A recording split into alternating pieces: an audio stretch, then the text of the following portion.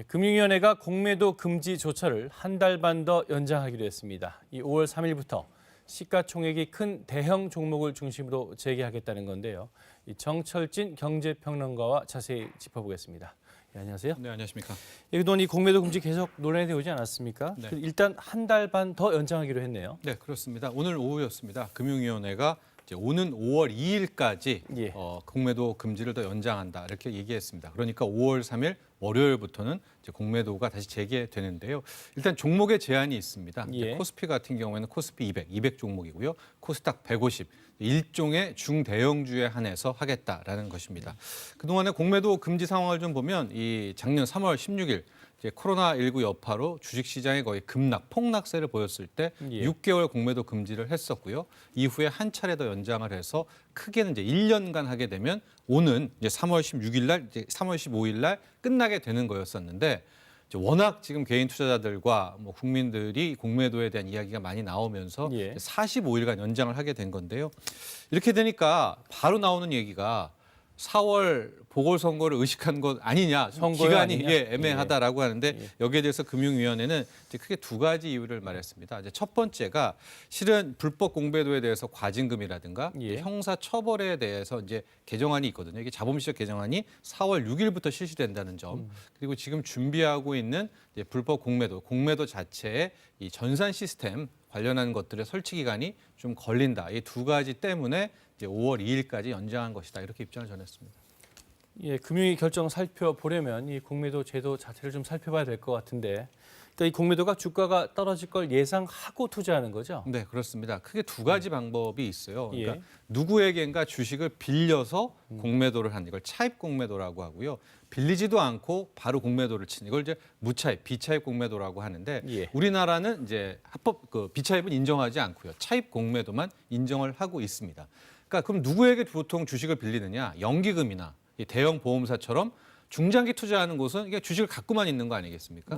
거기에 일단 이자를 내고 빌리는 건데 화면을 보고 좀 예를 들어서 보겠습니다. 현재 주가가 2만 원인 거예요. 이제 그거를 공매도로 치려는 사람이 이제 일정한 수수료, 이자를 주고 한 주를 빌립니다.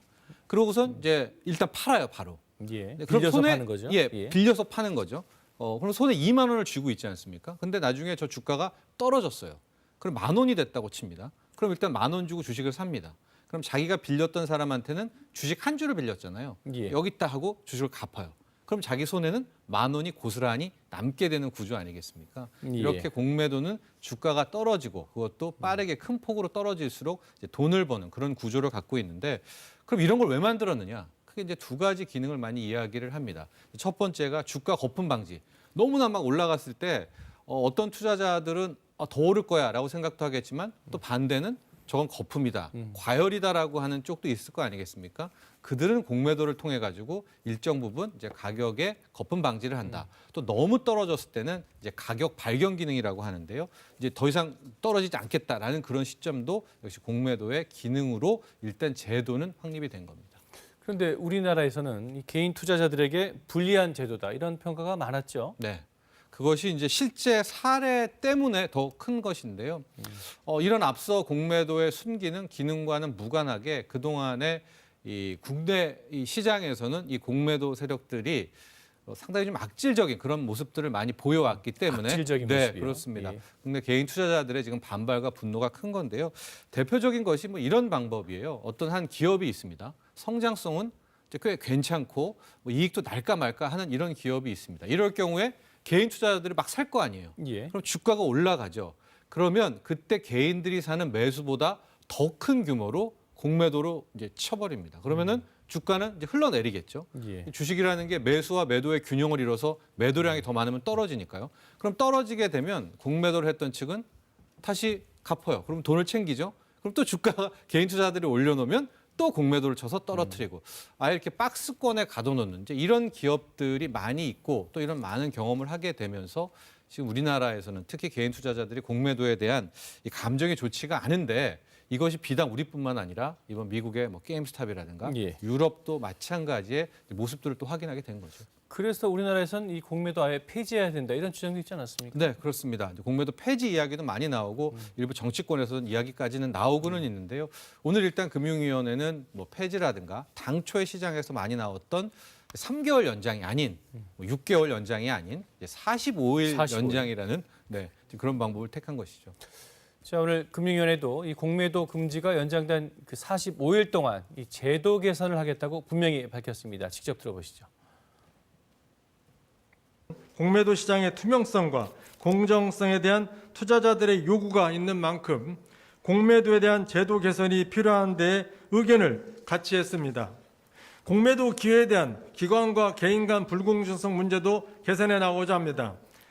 지금 방금 들으신 것처럼 이 기관과 개인의 불공정성을 개선하겠다. 이 부분이 핵심인 것 같은데 정확히 어떤 부분을 개선하겠다는 겁니까? 크게 한 4가지 정도가 오늘 이야기가 나왔던 것 예. 같습니다. 이제 첫 번째, 가장 많이 좀 언급이 되고 있는 것이 개인 투자자들도 공매도를 활성화할 수 있도록 활성화하겠다. 그래서 뭐 교육도 하고요, 초창기 뭐 한도도 정하고 전문 개인 투자자는 한도 없이도 이제 공매도를 가능하도록 증권사라든가 대형 금융기관한테 저런 대주 주식을 빌리는 시스템을 많이 갖춰놓겠다는 것이었고요.